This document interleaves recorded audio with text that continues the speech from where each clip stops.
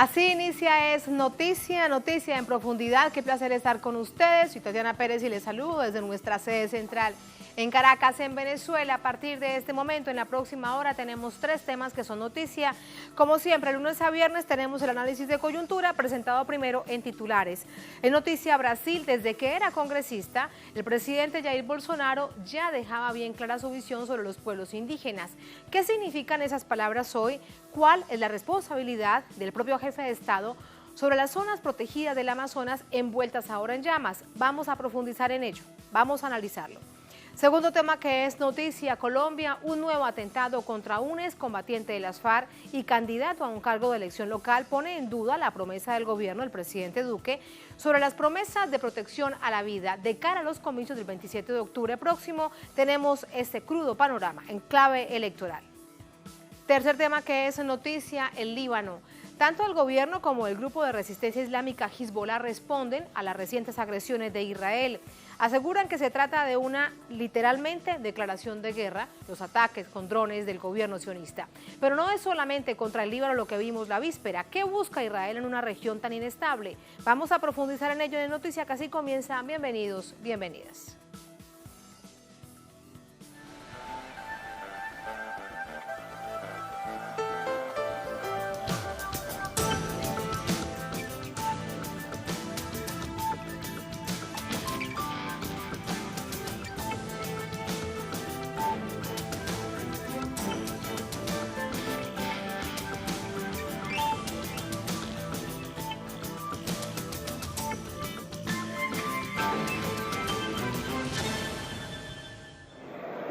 Alô, pessoal de Roraima, é o Jair Bolsonaro. Eu, em 2019, nós vamos desmarcar Raposa Serra do Sol. Vamos dar fuzil com porte de arma para todos os fazendeiros. En Noticia Brasil, incrementan las críticas sobre el presidente Bolsonaro por sus políticas ecocidas que ya vaticinaba cuando se desempeñaba como congresista, en 2018 congresista por Río de Janeiro. Entre tanto, pueblos indígenas denuncian ser víctimas de la industria agrominera respaldada por el gobierno para despojarlos de sus territorios. Tenemos esos detalles a continuación. El presidente de Brasil nunca ocultó sus planes sobre las tierras protegidas de la Amazonía. Desde diversos escenarios, declaró la guerra a las comunidades indígenas cuando apenas ejercía como congresista en 2018. Alô, pessoal de Roraima, é o Jair Bolsonaro. Eu, em 2019, nós vamos desmarcar Raposa Serra do Sol. Vamos dar fuzil com porte de arma para todos os fazendeiros. 2 años antes, en 2016, ya se planteaba acabar con la idea de la demarcación del territorio indígena. Essa política unilateral de demarcar a terra indígena por parte do executivo vai deixar de existir. A reserva que eu puder diminuir o tamanho dela, eu farei isso daí. É uma briga muito grande que você vai brigar com a ONU, inclusive. Las comunidades indígenas han denunciado reiteradamente las consecuencias nefastas de las políticas del gobierno de Jair Bolsonaro sobre sus territorios, que alentan las invasiones y la minería ilegal. Líderes indígenas afirman que son amenazados constantemente por mineros, leñadores y campesinos. Las tribus son obligadas a abandonar sus hogares, lo cual atenta directamente la supervivencia de las etnias y supone el fin de su crecimiento demográfico. En las redes circula un video que registra el fuerte discurso de la líder indígena brasileña, Alexandra Corab Munduruku, cuando varios representantes de las comunidades originarias fueron recibidos en el Congreso en abril de este año. Los reclamos cobran vida 4 meses después, con los incendios forestales que han arrasado con la Amazonía los últimos 22 días. Nós vamos lutar. Os garimpeiros estão invadindo as terras. Os madeireiros estão invadindo as nossas terras. Os evangélicos estão entrando sim na nossa terra para dividir o nosso povo, tirando a nossa cultura. Agora quer tirar a nossa alma. A nossa alma. E demarque, pelo amor de Deus, demarque as nossas terras, as terras da Amazônia. Mas eu estou dizendo, o índio é incapaz. O índio é animal que tem que sair. Nós não somos animal, não. Que animal que vive aqui, que está tirando nossos direitos, o nosso direito garantido. E aquele Bolsonaro dizer para ele e para o senhor qualquer um, respeita a nossa vida, respeita o nosso território, respeita o nosso direito, respeita o nosso antepassado, porque mais de 519 anos nós estamos resistindo, porque nós estamos aquí para lutar y vamos continuar lutando. Ante la inoperancia del gobierno, los pueblos indígenas se vieron obligados a declarar el estado de emergencia ambiental y humanitaria en la región amazónica. Según datos preliminares, los daños se calculan en más de 700.000 hectáreas de bosque y más de 100.000 indígenas damnificados. Desde la reunión del Grupo de los 7 en Francia este fin de semana, se acordó proveer de ayuda financiera por $20 millones, además de apoyo logístico para ayudar a los países afectados a controlar los incendios y restaurar el hábitat. Y seguimos sumando información. Vamos a Brasilia con nuestra corresponsal Danay Galetti. Danay. Sí, gracias Tatiana, un placer saludarte a ti y a quienes reciben la señal de Telesur a esta hora. Cuando el 1 de enero de 2019 Jair Bolsonaro asumió la presidencia de Brasil, tanto los pueblos originarios como las organizaciones encargadas de protegerlos en Brasil y en el mundo temieron lo peor. Recordemos que el propio día de las elecciones, de la victoria en las elecciones presidenciales de octubre de 2018, fueron atacados escuelas y centros de salud de aldeas indígenas. También, luego que él obtuvo la victoria, había anunciado que bajo su gobierno no existiría un centímetro más de tierra para los pueblos originarios. Había afirmado su interés de que ellos se integraran en los espacios urbanos desconociendo su cultura, sus tradiciones, su defensa a las reservas naturales. Había afirmado esto al tiempo que había confesado que lamentaba que la caballería brasileña no se hubiera encargado de ellos durante la colonia y sí la caballería norteamericana, la cual celebró por exterminar a los pueblos originarios. Desde que él asume la presidencia, él determina que de la Fundación Nacional del Indio pase la competencia de esta fundación al Ministerio de Agricultura, pase la competencia de demarcar, de delimitar, de crear nuevos territorios indígenas. Un Ministerio de Agricultura que estaba siendo comandado por Teresa Cristina Correa, reconocida latifundista a favor del agronegocio, responsable también de la liberación desmedida de agrotóxicos durante estos casi 8 meses de gobierno de Jair Bolsonaro y por otros directivos también vinculados a la bancada ruralista. Otra de las medidas fue retirar a los médicos cubanos responsables del 90% de los territorios indígenas, intentar transferir o quitar la competencia a la Secretaría de Salud Indígena para que estos pueblos originarios tuvieran que acudir a las alcaldías municipales y recibir un tratamiento similar al del resto de la población, desconociendo su idioma, desconociendo sus maneras diferentes de actuar y de proceder de acuerdo a sus propias características como pueblos originarios. Hoy la Organización de los Pueblos Indígenas de Brasil llamó a la comunidad internacional, a los tribunales, al pueblo brasileño, a ayudarlos a detener toda esta ola de crímenes que se están cometiendo contra los pueblos indígenas brasileños. Los analistas han afirmado incluso esto, que lo que sucede en Brasil es una ola de crimen, puesto que el mismo día, como ya decía, de las elecciones, fueron atacados escuelas y centros de salud de estas comunidades originarias, y desde que Jair Bolsonaro asumió la presidencia y amparados por el propio presidente, madereros, ganaderos, también agricultores, han amenazado a líderes indígenas, han resultado asesinados incluso líderes indígenas en defensa de la tierra, y esta organización anunció además que una delegación de indígenas viajará en las próximas semanas a la Unión Europea para poner al tanto de la comunidad internacional de esta situación que vive. Denunciaron además que todos estos empresarios tienen alrededor de 200 representantes o 200 personas que lo apoyan dentro del Congreso Nacional y también apoyan todas las medidas que se han adoptado contra ellos e impulsadas por Jair Bolsonaro. Dice que es la oportunidad de que sean visibles todas estas demandas, pues el mundo tiene sus ojos puestos en lo que sucede en la Amazonía y este incendio que ya tiene más de 20 días como consecuencia de las políticas en contra del medio ambiente asumidas por el presidente brasileño Jair Bolsonaro. Tatiana, es toda la información que tengo hasta el momento. Yo te devuelvo la señal a los estudios centrales.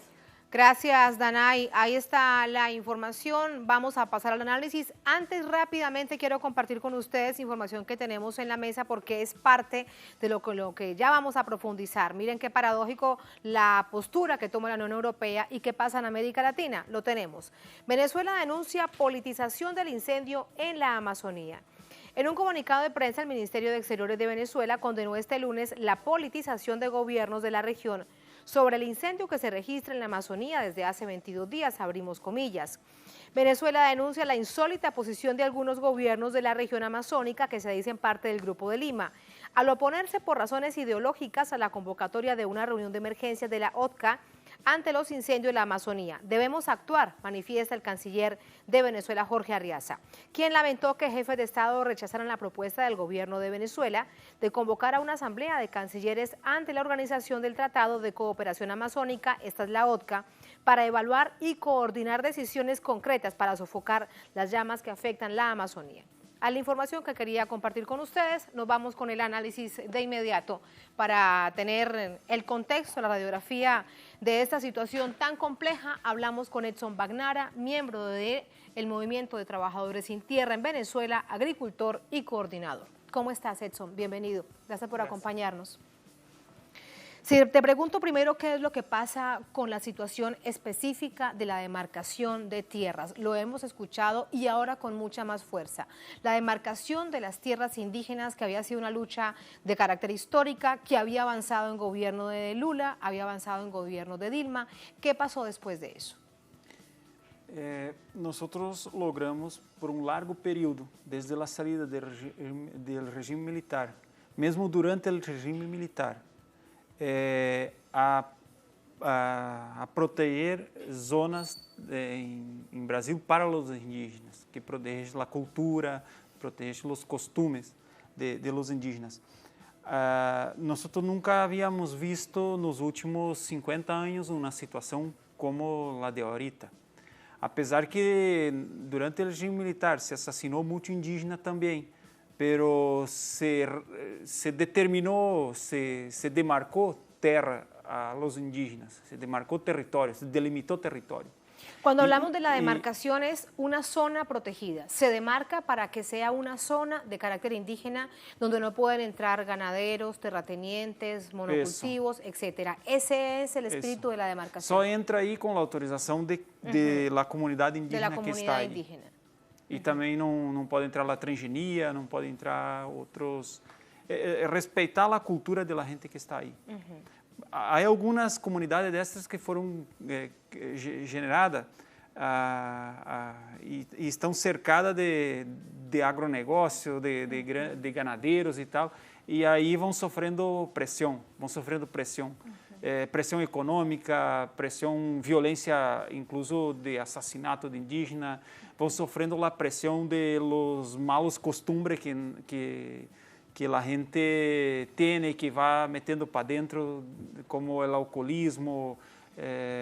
A religião também se mete muito, as religiões para dentro e desmontam a estrutura religiosa própria de los indígenas, que vai, mais ou menos, como se vai minando este território desde adentro, não? E depois, com isso, os indígenas acabam estabelecendo relação com os ganadeiros de afuera, e eles vão entrando, vão sacando a madeira, vão metendo trator, vão abrindo, metendo soja, muitas vezes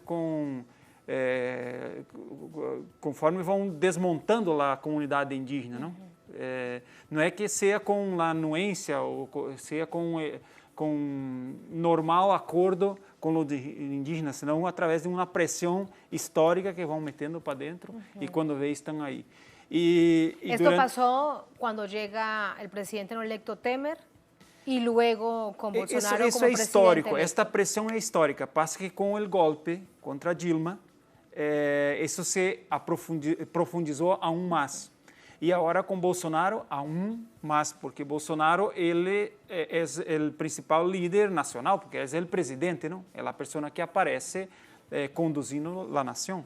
E ele sinaliza claramente de que vamos acabar com isso, de que vamos acabar com a demarcação de terra, que vamos revisar as terras que já foram demarcadas, delimitadas, porque aí tem que desenvolver, aí tem que meter a produção agrícola, aí tem que e assim e por aí vai. Deja a la deriva entonces a los pueblos indígenas. Tentou terminar com a FUNAI, que é a fundação que o Brasil tem para cuidar de los temas indígenas, tentou desmontar isso, pero o Ministério Público e a Justiça de Brasil lo impediu de hacerlo.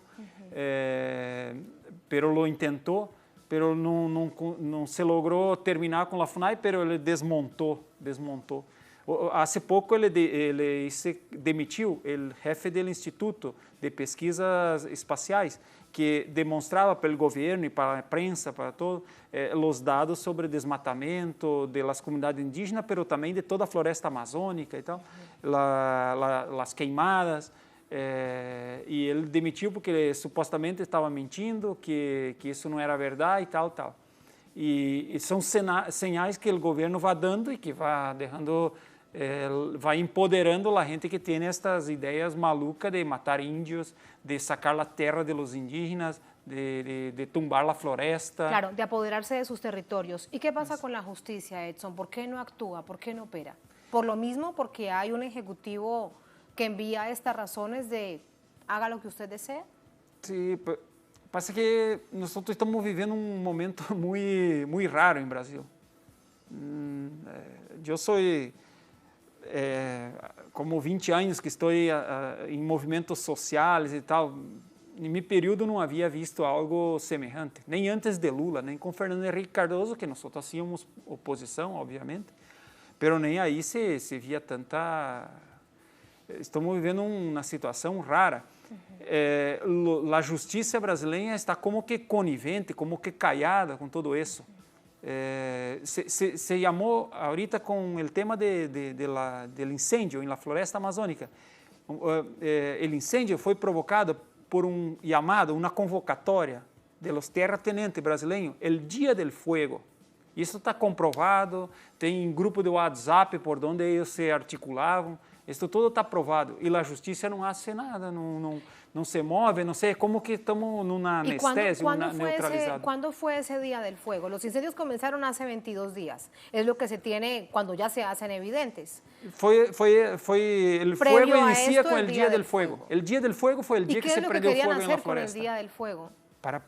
Era uma chamada para que todos metessem candela, metessem fogo na floresta, em los parques, donde sea. Increíble. E aí está. Edson, pero porque está passando ahorita em Amazônia, o que está queimando aí ahorita, isso foi uma vaina intencional. Todo incêndio na floresta amazônica é intencional, porque a floresta por si só não se queima sola. Alguém tem que meter. Pero havia focos, pero não assim. E de maneira em escala. Em um único dia se prendeu candela por toda a zona. Todo esto entonces que estamos viendo fue intencional, ¿hasta qué punto se salió de las manos? Eu não creio que se saiu de las manos, eu creio que a intenção era que passasse isso. Hay 700.000 hectáreas de bosque quemado. Sí. Y tampoco yo creo les que va a seguir, pero tampoco les va a servir. Porque es una tierra que tardará muchísimos vai queimando años e vai entrando com o ganado, vai queimando e vai entrando com o ganado, em algum sítio produção de soja, 80% é para ganado. Y el 20% monocultivo, soya. Sí, una parte para soya, una parte se recupera, hace otros tipos de manejo con alguna floresta, pero una floresta implantada. Normalmente eso es lo que pasa con las áreas tombadas. Pero la floresta natural en sí no se recupera, sea porque no se deja, o sea porque la floresta amazónica es un suelo muy... Ao mesmo tempo que é uma riqueza muito grande, pero o suelo para ele se recomponer, a floresta se recomponer, custa muito, porque esas são árvores milenares. Sin duda, por todo eso que dices, es que no hay otra manera de expresar que se trata de un ecocidio. ¿Qué pasará con los pueblos indígenas que se encuentran en estas zonas? Bueno, están siendo atropellados. Porque ya de hecho hay toda una comunidad internacional con los ojos puestos sobre esta situación. Ya no es América Latina, que has visto cómo prácticamente los que dicen ser parte del Grupo de Lima por una decisión ideológica parece que se tapan los ojos y miran hacia otro lado. La Unión Europea ha tomado una decisión distinta, ha optado por un plan distinto. Mesmo no cenário interno em Brasil, em esses últimos dias, Bolsonaro perdeu o apoio popular, que não havia perdido aún. Até a última encuesta de uns 15, 20 dias atrás, ele tinha 30% de apoio popular, que é algo substancial Sin duda, mirando 30% las teniendo en locuras cuenta que habla. su papel. Sí, su papel. Entonces, ahorita con el incendio de la floresta, la sensibilización de la sociedad está un poco mejor y ha bajado. Pero no cenário internacional já está, é uma broma em el mundo todo Bolsonaro. Até agora estavam em alguns sítios, em alguns periódicos e tal, era como uma broma, mas agora já estão lo tratando como uma espécie de imbécil, de louco, já vai entrando em outro... Em Brasil, há gente que defende que devia ser interditado, como se diz quando uma pessoa... Investigado. Quando uma pessoa não está bem da cabeça. Que tem que ser interditado, tem que internado. ser internado, algo internado. assim. Não seria bem internado, como que tu lo que afasta. Deberían hacer una evaluación mental. Mental, algo assim. Sí. Creio que o termo é interditado. Esa palabra no sé cuál quiere decir en español. Que tem que ser parado, entende? Que ele tem que parar. Por exemplo, se é um pai de família ou alguém que tem negócios e tal, às vezes a família pide una avaliación psicológica y una el evaluación juiz, para sí, conocer su papel, si sí, puede o no ser el jefe de se Estado. puede seguir ahí Sí, te entiendo. O no. Claro, te entiendo. Ahora, a nivel interno también ayúdanos a entender, así como lo has dicho de una manera tan clara, ¿qué es lo que pasa por la cabeza de los brasileños? Es cierto, es un país muy grande, muy diverso, 300 millones de habitantes, pero ¿dónde queda el amor de patria? ¿Dónde queda el amor de país? Y no te lo pregunto en términos ideológicos, pero todos los sectores que hay deberían estar totalmente dolidos por esto que está pasando. Y nos has dicho tú, y hay una cantidad de denuncias, que esto fue intencional. ¿A quién le duele entonces el país hoy en día? Mira, nós fomos bombardeados em Brasil, não só Brasil, toda a América Latina. O bombardeio que tem contra a Venezuela, não somente adentro de Venezuela, como afuera, sobre o que passa aqui. E sabemos que é todo provocado. Em Brasil, houve um ataque contra os governos progressistas que tínhamos aí, seja de Lula ou seja de Dilma. Isso culminou em um golpe e na eleição de Bolsonaro. Nós venimos sofrendo ataque de setor liberal. O setor liberal quer liberalizar a economia brasileira. Eles podem até não concordar com a queima da floresta, por exemplo, mas eles concordam com a política liberal de vender todo, de entregar todo. Este setor necessitava ganhar o poder em Brasil para poder aplicar a política neoliberal e financiado desde Estados Unidos, que é uma conexão estão muito conectados com o imperialismo, esses setores.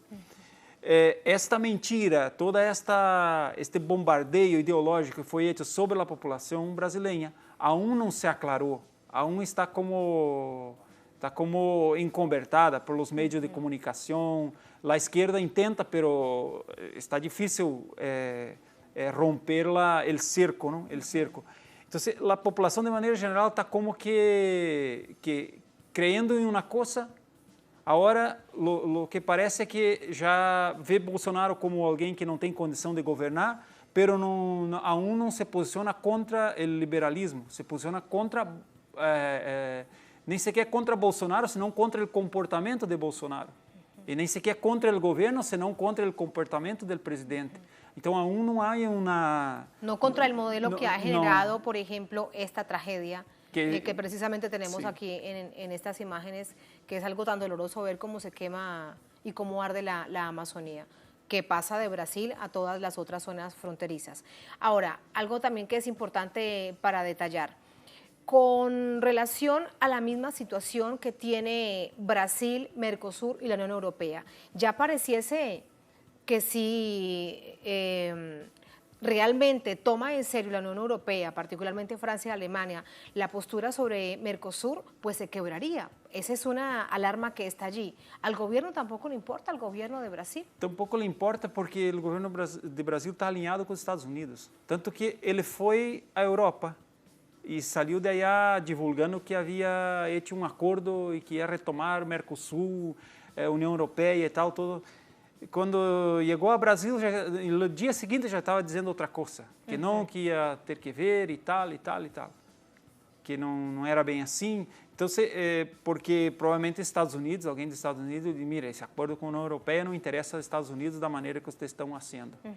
Porque Tampoco aquí, es el mejor acuerdo, pero en todo caso, en términos climáticos, había algo que sí permitía darle peso a la protección del Amazonas. Sí, pero aí como ele não quer isso, você vai, não sei, para ser assim, então se rompemos. Ele usou, na verdade, ele usou o tema ambiental para justificar o rompimento do acordo.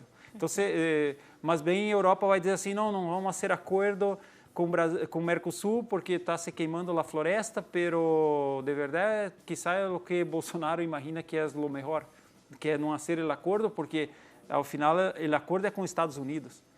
E ahorita disse que se gana o grupo de Cristina, de Cristina Kirchner em Argentina, ele vai sair do Mercosul dependendo da posição que a Argentina adotar, se a Argentina não manter a política de Macri e tal. Interfiriendo en la política argentina. Que vai sair do Mercosul. Então, cada dia habla uma coisa, não se pode tomar muito em sério los posicionamientos. Lo que sí, pero con eso te despido, se debe tomar muy en serio es que mientras toda esa tragedia se sucede, anuncia la privatización de 17 empresas. De todas estas empresas, ¿cuál es la que más, digamos, le duele a los brasileños? Porque hasta el correo de la moneda, hasta el museo, hasta todo aquello que pueda privatizarse, estará susceptible de eso, Electrobras incluso. Sí, ellos van a vender lo que puede. Enquanto seguir este gobierno aí, porque enquanto nós estamos concentrados em las loucuras de Bolsonaro, que parece mais palhaço, fazendo circo, eles estão, a política liberal está vendendo todo. E eles vão vender todo. Eu creio que o que mais dói ao povo brasileiro é a Petrobras, é os Correios, o Banco do Brasil, a Caixa Econômica, que são principalmente Petrobras, Banco do Brasil, Caixa Econômica, são instrumentos de desenvolvimento nacional. Os bancos quando os bancos privados não fazem uma política, não aplicam uma política pública, tu tem os bancos estatais. Os bancos estatais também podem provocar uma competência entre os bancos sobre as taxas que se cobra e tal. Quando tu não tens isso, claro. Tu não tem nenhum instrumento de defesa. Quedas em manos do poder financeiro privado. Totalmente. E Petrobras, imagínate, tu venderam a distribuidora. Porque Petrobras ela tem a parte de extração de petróleo, tem a parte de refino, tem a parte de distribuição, são vários, a parte de gás, são vários setores que tem. Há pouco entregaram lá a distribuidora, assim, nadie disse nada, nada sabia de nada e entregaram, venderam a distribuidora, que é ela que distribui o combustível em todo o território nacional. Então, com isso tu perde a soberania, porque se a empresa que comprou em algum momento decide, nós não vamos entregar gasolina porque não nos interessa entregar gasolina a determinada zona do país. A gasolina não vai, então não creio que vão fazer isso, mas para exemplificar o tamanho de la perca pelo povo brasileiro. Ese es el tamaño de la crisis que vive el Brasil. Muchísimas gracias, Edson, por ayudarnos a entenderlo. Gracias. Un placer. A ti. Muy buenas noches, gracias. Así nos vamos a la primera pausa en esta emisión de Es Noticia. Al volver, en Noticia Colombia, un nuevo atentado contra un excombatiente de las FARC y candidato a un cargo de elección local pone en duda la promesa del gobierno sobre las promesas de protección a la vida, ese cumplimiento que dicen. De cara a los comicios del 27 de octubre próximo, tenemos este panorama. Al volver, estamos en Es Noticia.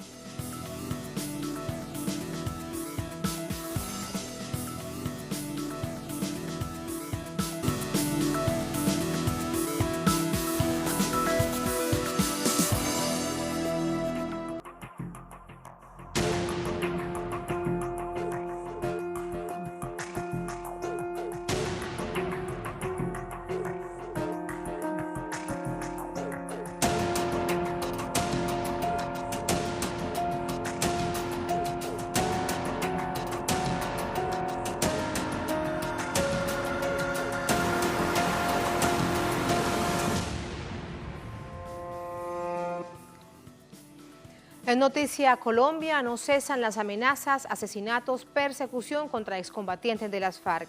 Este fin de semana de nuevo fueron blanco de la violencia política que ha recrudecido durante estos días en diferentes regiones del país.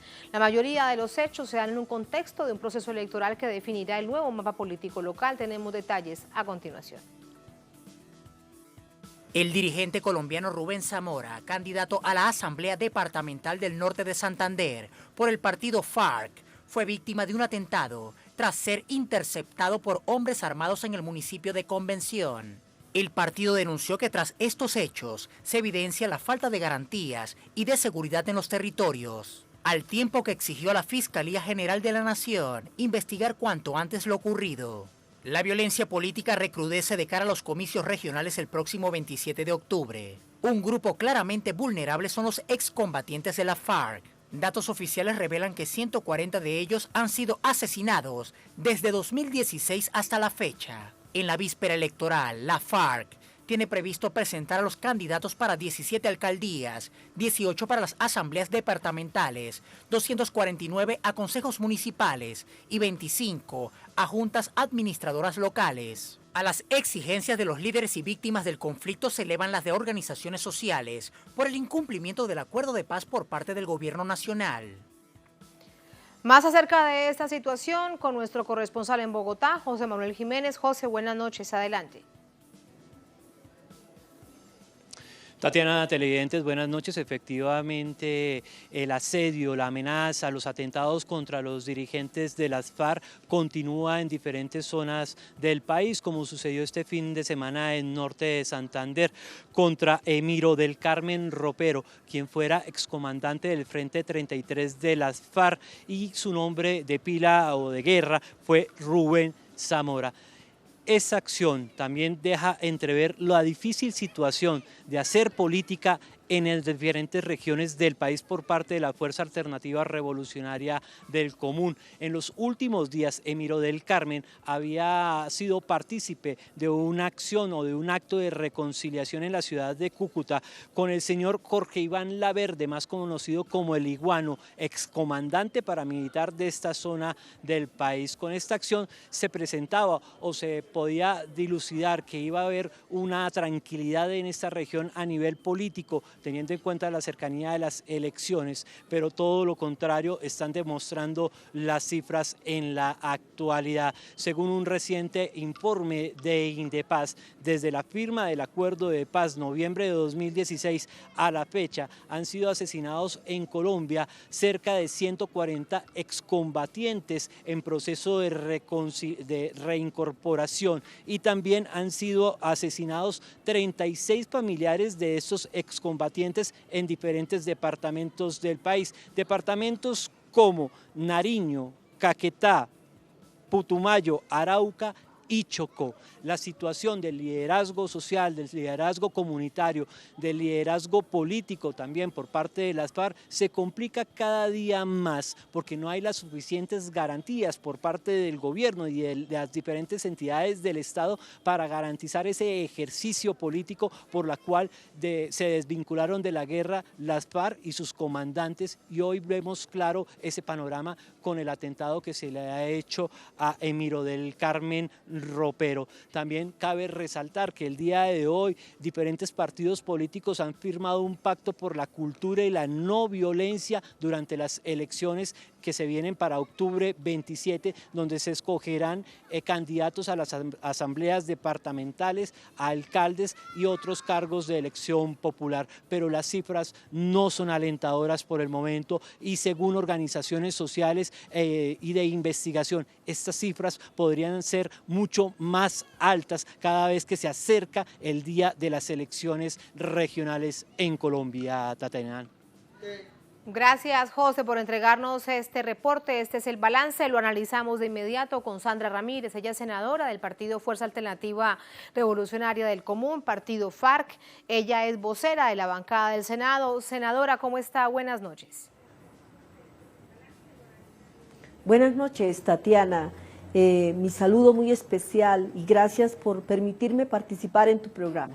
A usted muchas gracias. Hace solamente 72 horas el gobierno hablaba de medidas para que esto no se siguiera repitiendo, pero vemos lo que sucedió precisamente el fin de semana.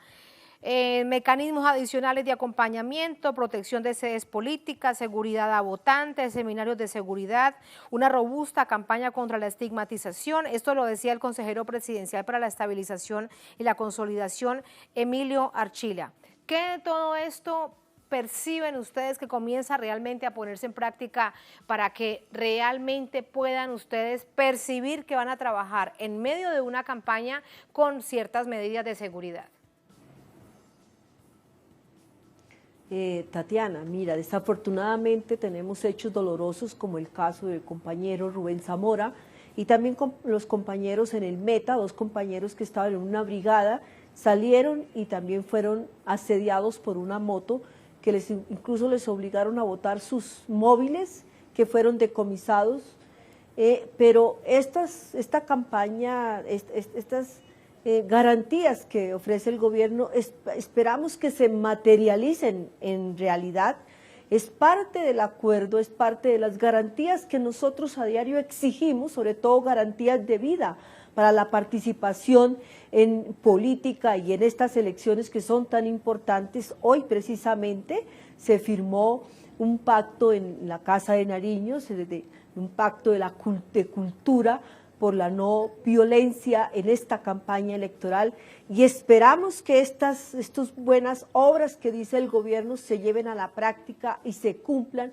Es lo que necesitamos para así realmente un pacto político, realizar un pacto político del no uso de la violencia y de las armas en el ejercicio de la política que tanto necesitamos los colombianos para que no nos liquiden por pensar diferente, que no nos eliminen por pensar diferente, por defender las comunidades. Ya tenemos un porcentaje alto de vidas humanas, de firmantes de la paz que han eliminado, lo mismo que de líderes y lideresas sociales que también están eliminados, que solamente su delito es defender sus comunidades, defender los programas de sustitución gradual de cultivos, defensores de derechos humanos, defensores de la restitución de tierra, defensores de la base social de nuestro país. Senadora, hay varias cosas cuando usted nos plantea esta reflexión para preguntarle. Uno es lo que suceda en las capitales, lo que sucede en Bogotá, este acuerdo de no agresión, que de hecho había un capítulo robusto dentro del acuerdo de paz de la participación política de la oposición, a ver si ahora se cumple. Pero una cosa es lo que sucede en las ciudades y otra bien distinta lo que pasa en los territorios, sobre todo territorios que históricamente se han visto inmersos en el conflicto armado. Hasta allá tendría que llegar también al Estado para que esto no suceda. ¿Cuáles serían esos mecanismos entonces de protección reales y concretos para que pueda avanzar esta campaña sin más asesinatos? Los mecanismos reales y concretos, Tatiana, son la reincorporación del Estado a los territorios, a la Colombia profunda, allá donde nunca ha llegado. Pero ¿cómo lo haríamos? Claro, en el tercer punto del acuerdo tenemos el desmantelamiento de grupos paramilitares que persisten en nuestro país. Aquí hay un grupo que se llama las Águilas Negras, es un fantasma, nunca aparece, no tiene un mando, no se ve nunca su cuerpo, pero sí nos está causando muchísimo daño porque son los asesinatos.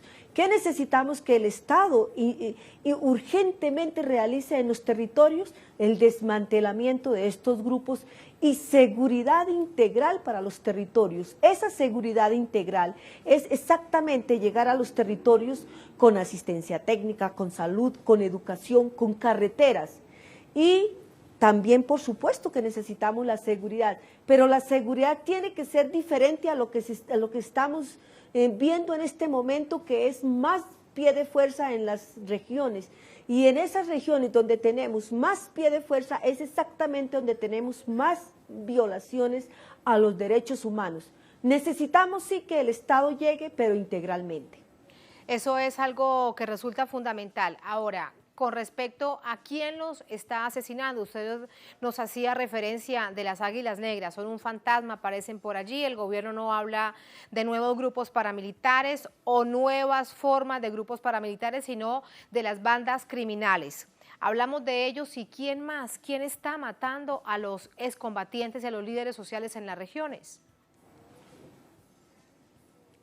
A ver, Tatiana, en las regiones tenemos, por ejemplo, no podemos ocultar que en nuestro país persiste el narcotráfico, ya hay bandas del narcotráfico que se han apoderado de las regiones, hay otros grupos con los que el gobierno se tiene que sentar a conversar, el caso del ELN, el gobierno debe sentarse a conversar, continuar los diálogos con el ELN y las bandas paramilitares, o el nuevo resurgimiento que hay de estas bandas, sí le corresponde al gobierno desmantelarlas, ¿sí? Sacar las armas del ejercicio de la política es también eso. No podemos repetir la historia que ya vivió nuestro país, una experiencia nefasta, que es la eliminación de la Unión Patriótica, que fue exactamente también surgida de diálogos con el gobierno del entonces presidente Belisario Betancur. Colombia no puede repetir, no puede devolver, no debe dar ese paso atrás. Colombia tiene que continuar adelante a partir de la firma del acuerdo tan importante que se hizo para nuestro país. Hay ahora en términos electorales un panorama que resultará muy interesante y allí también quiero preguntarle, presentarán 17 candidatos a alcaldías, 18 candidatos a asamblea departamentales, 249 a consejos municipales, 25 a juntas de administradoras locales, es decir, marcan lo que significará el mapa político, este proceso electoral del próximo 27 de octubre a nivel local, a nivel regional. ¿Cómo se prepara el partido para esta confrontación desde la legalidad, desde la política, en medio de una situación tan compleja? Nos estamos preparando en todos los aspectos y nos estamos preparando también pidiendo la solidaridad de la comunidad europea, de los países garantes, de los países acompañantes.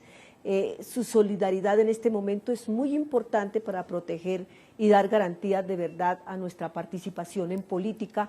¿Cómo nos estamos también preparando en nuestra participación y junto con las comunidades, acompañados de ellas en esta exigencia permanente de garantías de nuestra vida para poder participar en esta contienda electoral? ¿Cómo nos estamos preparando? Acompañando en todas las acciones a las comunidades y buscando el respaldo de ellos para lograr llegar a las corporaciones en las que en este momento estamos inscritos. Senadora, y para despedirla, pensando en lo que hay detrás de estos asesinatos, sin saber quiénes son, esta mano oscura que hay en Colombia asesinando a los excombatientes de las FARC y a los líderes sociales, si lo que están buscando es que no se presenten precisamente a estos cargos de elección popular, ¿cómo luchar contra eso? Estamos en una exigencia, Tatiana, a la Fiscalía General de la Nación de investigaciones profundas, de investigaciones y sanciones, que se llegue al porqué de los asesinatos, el porqué de esa estigmatización y esa satanización contra los firmantes de la paz, que es lo que lleva a estos grupos paramilitares a los asesinatos. Aquí en Colombia persisten los grupos paramilitares y esta sistematicidad que se está dando en los asesinatos es lo que nos lleva a pensar de dónde provienen realmente estas órdenes para que se den en los territorios esos asesinatos contra líderes y lideresas y los firmantes de la paz. Nosotros aquí en Colombia sabemos, en los campus, en la Colombia profunda, sabemos quiénes se mueven, porque es muy extraño que cerca de las bases militares aparecen estos grupos y nadie de las autoridades los ve.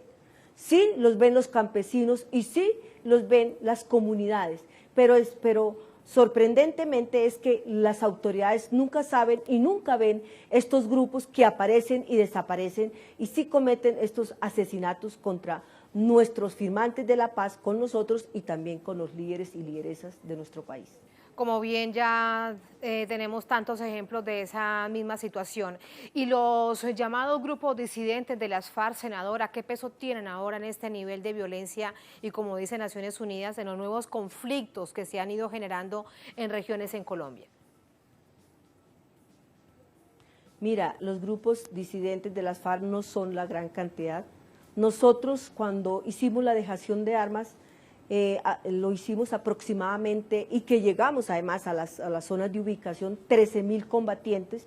Se hizo un nuevo registro junto con la ARN o con el gobierno de Colombia, ¿sí? Y ahí en los espacios y en otros nuevos puntos de reincorporación hay aproximadamente 11.200 combatientes, fuera de lo que tenemos de excombatientes que están con sus familias, o sea que tenemos aproximadamente un 4 o 5% de combatientes que sí han dicho hasta aquí los acompaño, yo me voy por este camino, pero también contando que han habido ofrecimientos de bandas delincuenciales, de bandas del narcotráfico a los excombatientes de dinero para que ellos vayan a fortalecer esas bandas. Y sumas grandes de dinero, Tatiana.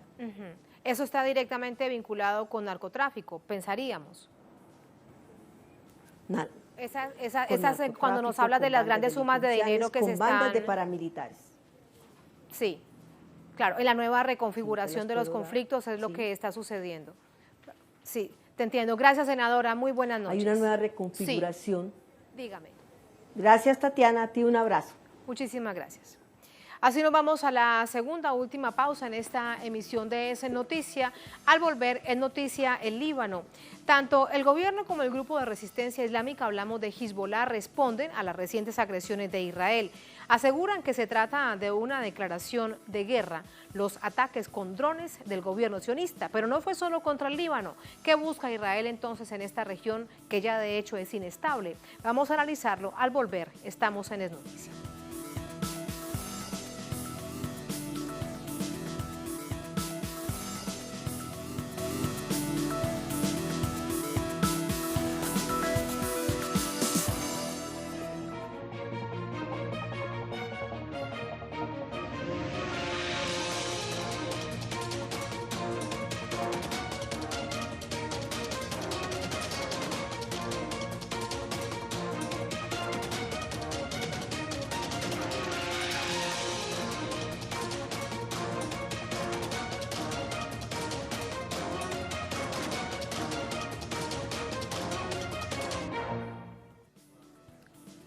En noticia del Líbano, Hezbollah responde a Israel, tacha de invasión aérea la presencia de drones en el cielo libanés, advierte que la resistencia derribará todos los aviones agresores del régimen sionista. El gobierno libanés también condenó esta agresión.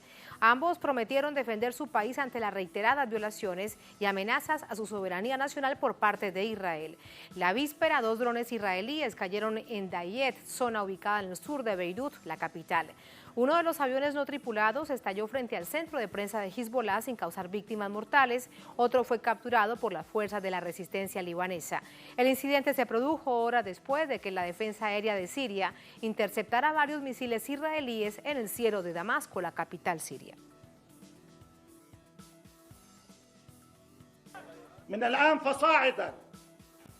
De ahora en adelante haremos todo lo posible para evitar que los drones israelíes entren al cielo libanés, y cada vez que un avión no tripulado israelí entre al cielo libanés, lo derribaremos. Se equivoca el primer ministro israelí quien piense que este incidente va a pasar sin consecuencias. Como nadie cayó mártir y solo hubo daños materiales. Si mantenemos silencio y no respondemos a esta violación, se allanará el camino para una nueva tendencia contra el Líbano. Esto significará que cada 2 o 3 días un dron suicida israelí sea enviado contra el territorio libanés bajo cualquier excusa. Lo que sucedió anoche fue un ataque suicida con drones en el suburbio de Dahia, en el sur de Beirut. Este fue el primer ataque israelí contra el Líbano desde la guerra de 2006. El primer avión no tripulado era un avión de vigilancia diseñado para recopilar y transferir datos al segundo. Pero no fue solo una agresión al Líbano. Israel también bombardeó posiciones de las unidades de movilización popular de Irak con el pretexto de detener la influencia iraní en la región. Las autoridades persas rechazaron las acusaciones, afirmaron que no mantienen fuerzas militares de esta nación en ningún país árabe. Allí tenemos los hechos, vamos de inmediato con el análisis. Para ello nos acompaña Pablo Jofré, es periodista, escritor chileno, analista internacional, especialista en temas de Oriente Medio, nos acompaña desde Santiago. Pablo, ¿cómo estás? Buenas noches. Tatiana, un gusto, buenas noches. Había una intención de Israel que con la diferencia horaria muy poca fuese atacado de esa manera en Irak, en Siria y en Líbano? Es decir, si lo vemos en general, en su gran dimensión, ¿esa era su estrategia? Hay que considerar ahí en tu pregunta, Tatiana, que se trata de distancias que no son muy largas, ¿no? No hay gran distancia entre el sur del Líbano, entre la frontera con Siria y la frontera con Irak.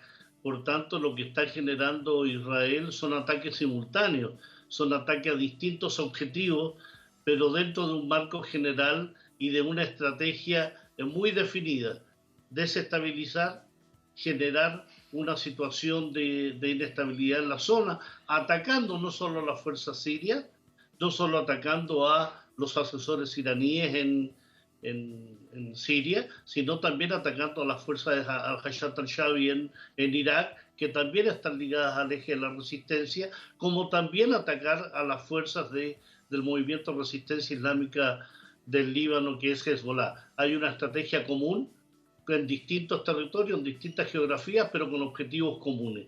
Y en ese plano quiero destacar un punto, Tatiana.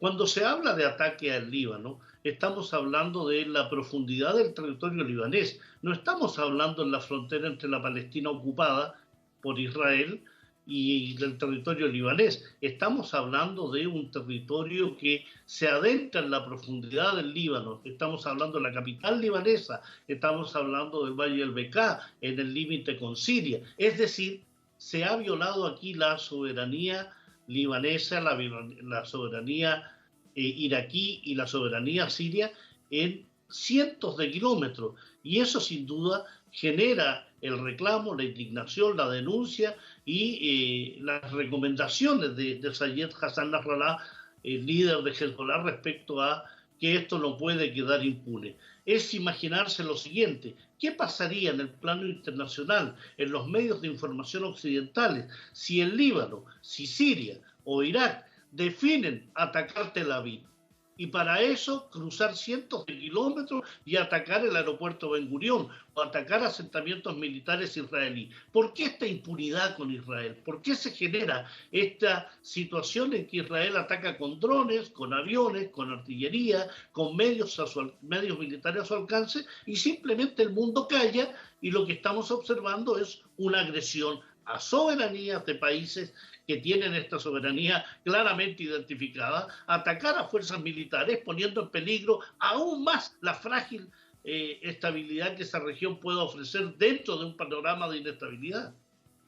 Bueno, esas son parte de las preguntas que tantos se hacen. De hecho, también uno se pregunta específicamente por qué contra el Líbano. Si era contra Hezbollah, ¿qué podría pensar el gobierno de Israel? Que el gobierno no iba a reaccionar. El gobierno libanés evidentemente reaccionan en la misma línea. Se trata de un ataque a su soberanía.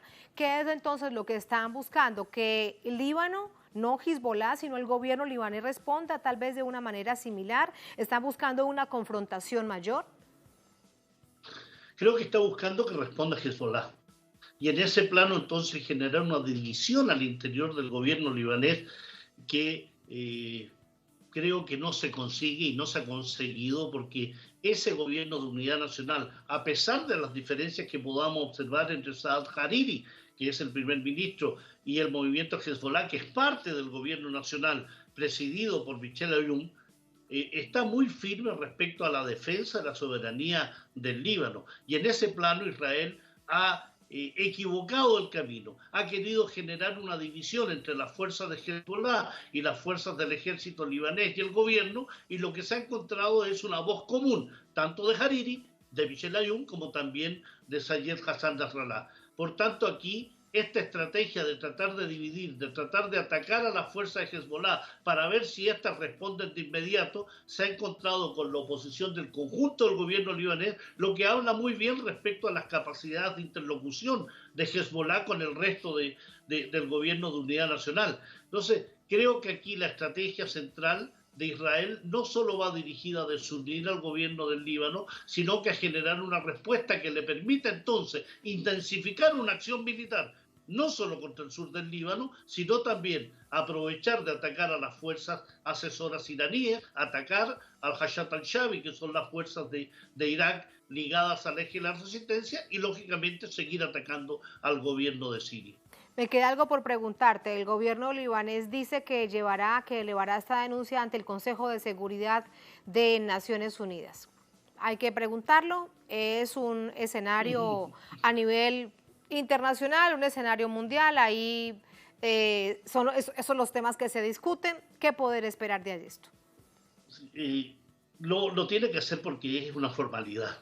No va a conseguir absolutamente nada porque bien sabemos que el Consejo de Seguridad es un ente absolutamente antidemocrático donde se generan poderes hegemónicos encabezados por Estados Unidos, secundados por Francia y Gran Bretaña, que no van a hacer absolutamente nada porque ellos están involucrados en esta guerra de agresión contra Siria, contra Irak, en el plano de apoyo al ente sionista. Es decir, ¿qué podría hacer Estados Unidos? ¿Condenar a Israel por esos ataques? ¿Podría Francia o Gran Bretaña establecer que pasemos del capítulo 6 de la Carta de las Naciones Unidas al capítulo 7, porque Israel representa una amenaza a la paz?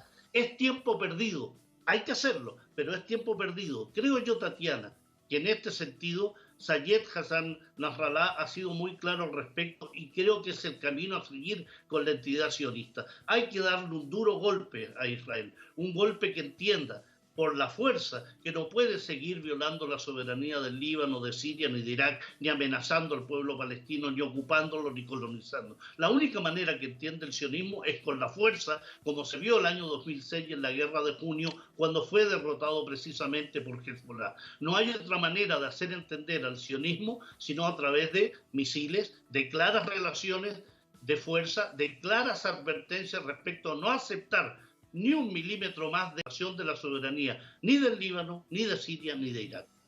Lo que pasa es que cuando dices esto, recordamos ahora quién está en la Casa Blanca y la verdad es que es un escenario que nadie quisiera. Quiero agradecerte por este análisis, Pablo. Tatiana, muy buenas discúlpame. noches. Sí, dime. Discúlpame, nadie lo quisiera, sí. Nadie lo quisiera, pero hemos visto en el caso de la República Islámica de Irán que cuando se ha puesto la fortaleza en las decisiones, Estados Unidos retrocede. Aquí se ha dejado mano libre para que Israel haga y deshaga lo que quiera en Oriente Medio sin que se le dé curso a acciones que detengan las ofensivas, las agresiones y las violaciones al derecho internacional por parte de Israel. No lo hace la comunidad internacional, no lo hace la ONU, no lo hace el Consejo de Seguridad. Los pueblos entonces tienen, y sus gobiernos tienen el derecho legal, internacional, así reconocido, de reaccionar frente a amenazas a su soberanía. Es una situación de gran impotencia. Pablo, gracias. Muy buenas noches. Gracias, Tatiana. Gracias a ustedes. Así ponemos punto final a esta emisión de Noticias. Cerramos nuestra pantalla tradicional. Nos quedamos en redes sociales, @Noticia Telesur, @Tatiana Telesur. Será hasta mañana. Sigan con nosotros.